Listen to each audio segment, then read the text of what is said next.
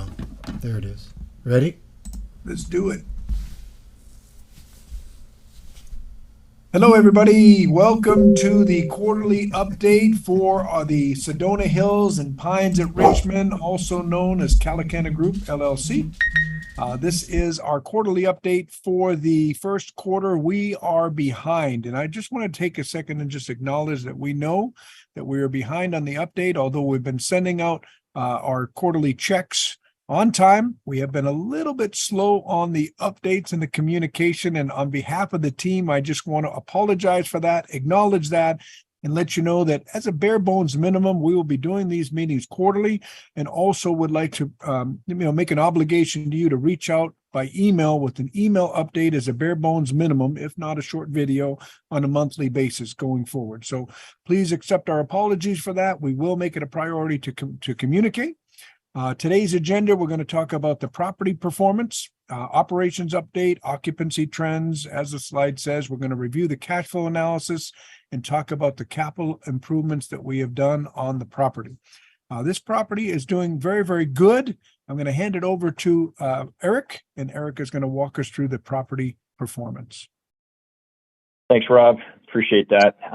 Hey, everybody. Thanks for joining us. We're excited to share the property performance with you of both assets. Obviously, we've got two different types of assets. They're two different asset classes. So they perform slightly different, but we've got the same quality management team, the same quality staff, and they're very close together. So we do see a lot of similarities. So let's walk through the overall property performance. Big picture, macro to micro. Big picture, they're both running very healthy. The income trends are positive, and our charge going forward, which we'll talk about in just a bit, is to really drill down on our expenses now and see where we can streamline, save money without compromising operations. Two of those core areas that we're focused on, payroll contract services and also R&M.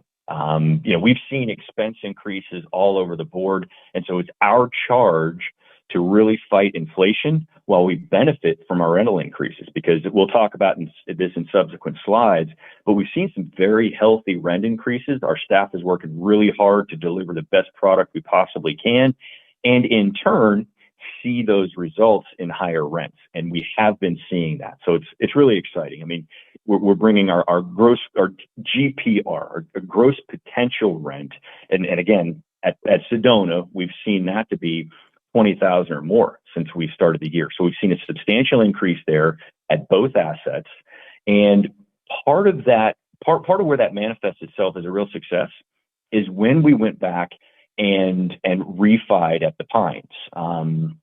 Everybody knows that we utilized bridge debt. We had a renovation strategy for that asset. So we bought it using bridge debt. And we talked about this in a previous report, but we refinanced and we're able to do that successfully because of our top line revenue increase. The core health of the property is really determined by rental increases. You can always mask things with other income and the artful stuff, but the core health of the asset is measured by rental increases, and that's what we presented on both structures. So we were able to refi the Pines. That was successful. We've got long-term stable debt with an interest-only payment there, so we can maximize cash flow, and we've still got our stable debt structure in place at Sedona. So next slide is going to talk about a little bit deeper dive into property performance. So at Sedona Hills, we're in the mid-90s on our physical occupancy, and the collections are strong there. We're always looking to improve. There's always tenants that kind of want to fight you. Over the last couple of years, tenants have become more and more savvy on the angles, and they know the business just as well as we do. So we are working to consistently maintain healthy collections, and everything in the operation has a 9 handle in front of it, meaning we're not below 90% on anything. And we're proud to say that. We've got all of our units online. We've worked very hard to get the fire restoration completed. We've worked very hard to get those freeze units completed. In these small markets, and whether you're in the business, whether you're out of the business, you know that in these small markets, contractors are at a scarcity. So we've been able to leverage our contractor relationships, get these units done, bring them back online. The Pines, once again, solid collections there. Our PM at the Pines, who watches over that property for us, her name is Shauna.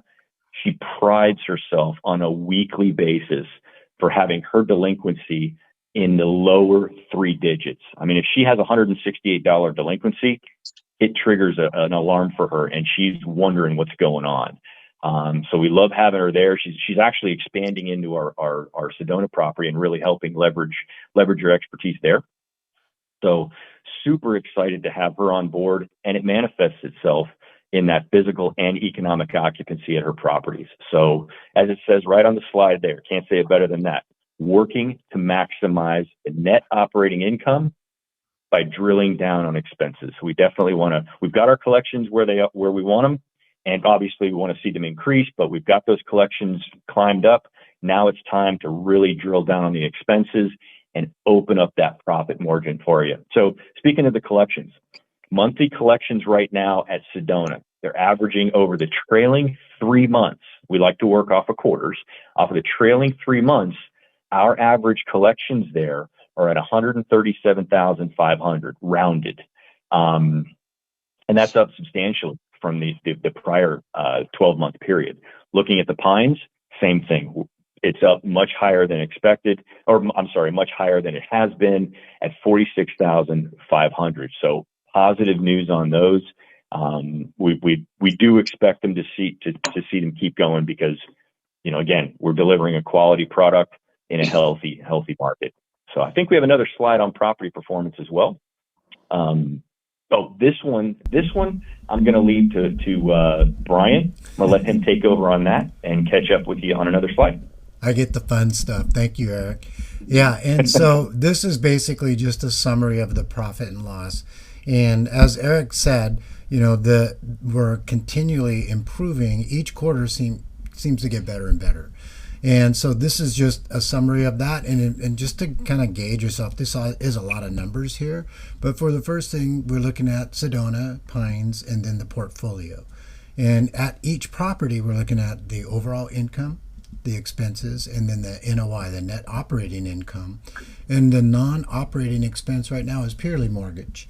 So that's kind of how this slide is broken up. So if you take January, February, March, Q1, and the totals for Pines are the income total for Sedona Hills is 412, and the expense is 254, and the making a net operating income of 158,000. And that's where the net income comes from. Same thing with Pines. We are running it at 139 for income, 102 expenses. Like we said, we're working on maximizing that NOI. It's a little bit higher expense than we want to see there, so we're digging into the 3 areas that Eric talked about. And then the overall portfolio is running at portfolio NOI of 195 and 149 in expenses. And so that is what comes down to an overall net income of 36,000, or the cash flow level is 36,000. So this over here, this column is the current quarter versus the prior quarter. And we're happy to report that for Sedona and for Pines, the income has jumped up over the prior quarter. So the quarter at, wrong direction here. But the quarter for Pines, you can see right here is what we're talking about. Keep hitting the wrong button, guys. Sorry about that. But right here, the income over the prior quarter is just a couple $1,000s. The expense is a little bit higher, and that's kind of what we're digging into. So the NOI shows, I put a little negative there just to show that it's slightly off, and that's really the way that we look at this too, is we want to dig into these areas that are a little bit off, and we always monitor quarter by quarter. So the overall net income is good on the portfolio, but as we'll move into the next slide, the last quarter we have a 7% preferred return, and we try to distribute that a minimum 7% preferred return each quarter. And so this time it's just a little bit off. So that income would need to be about 36,000. And the reason, and everything's coming up in the next slide. So this is just the real details on the actual performance to the P&L. So we're going to jump over and cover the cash flow analysis. And since Jake is sending out the checks, we want him to go ahead and cover this slide. So Jake. Thanks, Brian. Yeah, good to be on the call with everybody today. And my opinion, this is the fun part. So if you're like my wife, she's asking me if mom is going to get paid. And so the short answer is we're very happy to report that we continue to distribute cash flow with these assets.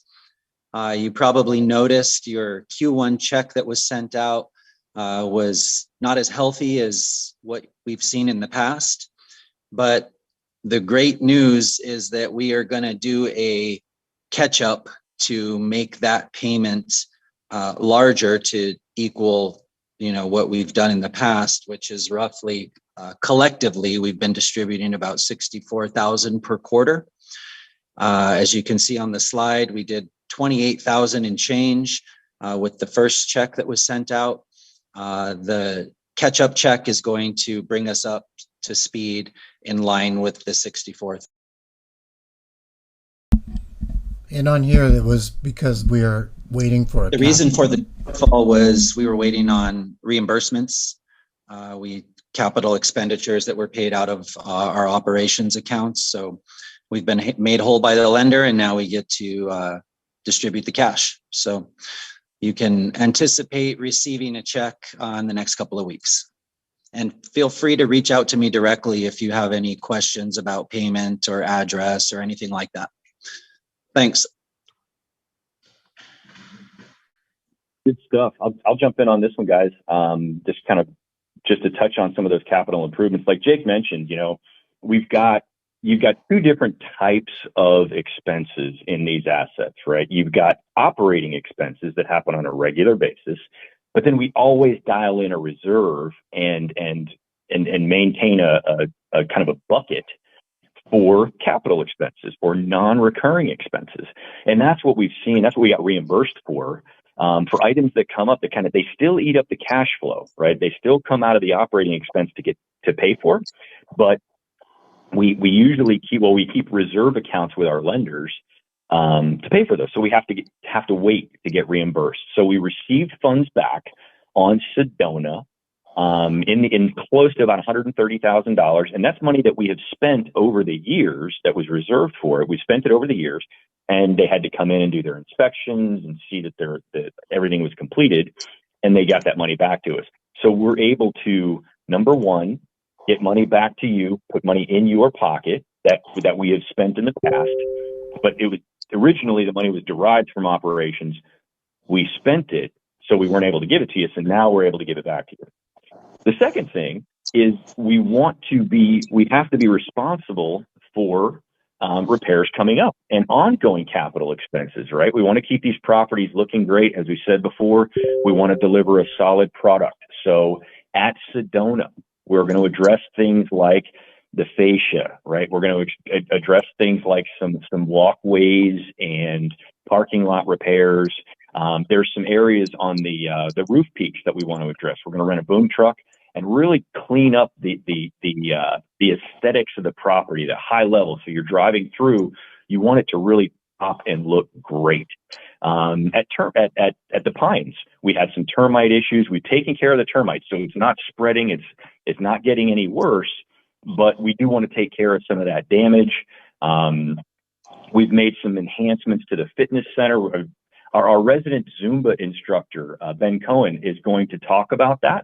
He's going to give you a little update on the fitness center, some compliance items that we had to do and such. But big picture, these capital expenditures, we want to make sure that we hold enough money back to really drill down and make sure that we're delivering that solid product, both on the interior of the units and the exterior of the units when we drive by it. So I'll give Ben a sec to talk about the fitness center, and we'll take it from there. I know that when I get into Zumba, I really get going. So we've decided to put up a couple of signs that just say, hey, please consult your physician to make sure that you should be joining me in this rather rigorous activity. And know your own limits. You're responsible for your own health. It's looking really good, and we're happy that people are there and using it. Yeah, it's a good place. It's one of those things where I see that as a pride point for Shauna too. I remember the first time I met her, we were walking the property, and I scratched my head. I said, I just wish somebody took more pride in this fitness center. And she looked at me and she committed to it. She said, I will do that. That will happen. And she did. She shored up the security in the doors, make sure we don't have any unwanted traffic in there, make sure the fitness equipment was looking great. And so she really fulfilled her commitment to us to make sure that was a usable, functional, and to Ben's point, a safe area. So I'm really happy about that. So thanks, Ben. Appreciate the update. And just to let everybody, all of our viewers in on the inside joke, you know, it's pretty commonplace to have our insurance company periodically come and walk the property and make recommendations, and they see things, trip hazards and things that they want addressed. And one of the things that they mentioned was the gym did not have any signs warning people to consult with a physician prior to working out. So that is kind of the joke of the quarter for us, is we actually have to buy some signs. Ben is in the process of getting us some signs that we can hang in the gym wall to be insurance compliant, which is the first time any of us have actually run into that. So it's kind of a funny joke that so we're letting you in on that joke. So anyways, thank you for the update, Eric and Ben and Jake. Appreciate all that. And I think we're on to the next slide. Yeah, that is actually the last slide. So thank you for your patience and allowing us to get you this update. There you have it, the good, the bad, and the ugly. We have something we call business as usual. And business as usual means we're going to tell you what's going on with the property, even if it's an uncomfortable thing we need to tell you about. But things are going well on this one. I do a lot of these quarterly reports. This is probably one of the best performing properties that we have in our portfolio. It's doing very well. So until next quarter, thank you for your trust and your belief in us. And I promise you that we've got all hands on deck trying to make it happen and make this a profitable investment for all of our investors. Thank you, and we'll see you very soon. Our next quarterly update, since we're a little behind on this one, won't be long. We'll see you in a few weeks. Yeah, see you next time. Thanks, you guys. Awesome job. Great job, guys.